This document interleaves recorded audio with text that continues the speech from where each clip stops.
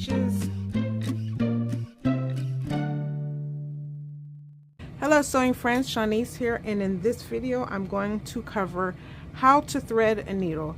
If there's anything that is important in sewing, whether it's sewing with your hands or sewing with a machine, is threading a needle.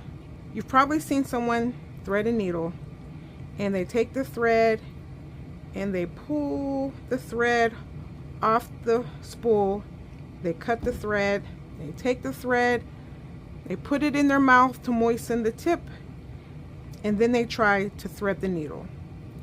There's two things that I'm going to ask you to not do, and hopefully this will make things a little bit easier for you.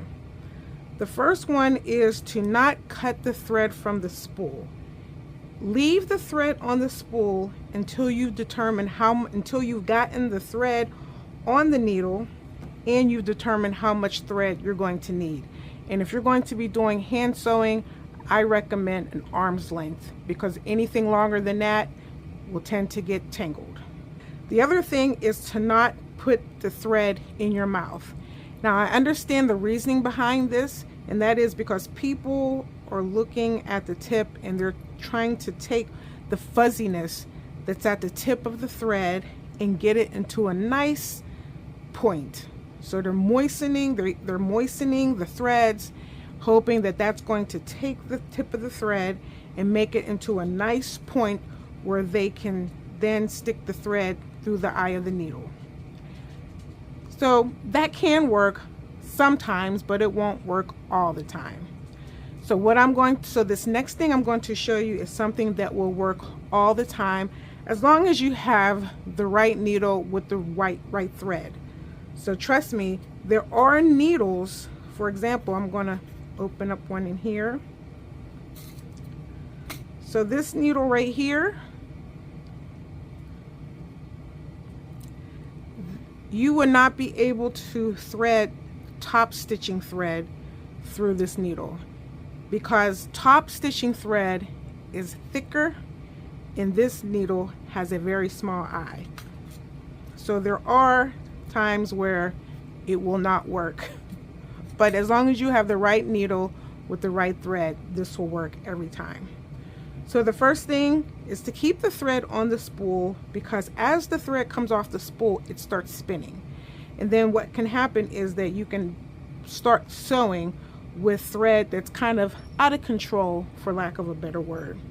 So what I'm going to do, and this is what I always do when I teach people to sew, is you want to make sure that you have a very sharp pair of thread snips. And then you're going to take the thread and hang it from your hand, just like this. And you're going to take your shears and you're going to place it parallel to the thread. Then you'll take the shears, tilt it at probably a 95-degree angle. Yes, I said 95 when I meant 45, sorry. And cut your thread. Now, what has happened is that the tip of the thread has a very slanted point right now. So thread is made up of spirals and spirals of thread. There might be 2, 3, 5. All those threads are intertwined to make the thread that you have in your hand. So cutting the thread at an angle, pretty much what it's doing is it's layering the fibers that make up this thread. So you want to keep it nice and dry, and don't bother. I haven't messed with it, it's just in my hand. So then I'm going to take the needle and take the thread, and then it goes through. Now I'm going to cut it from the spool and then take the thread and tie it in a knot.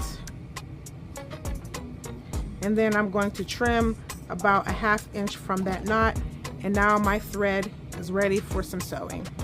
I hope this helps. Happy sewing. Bye.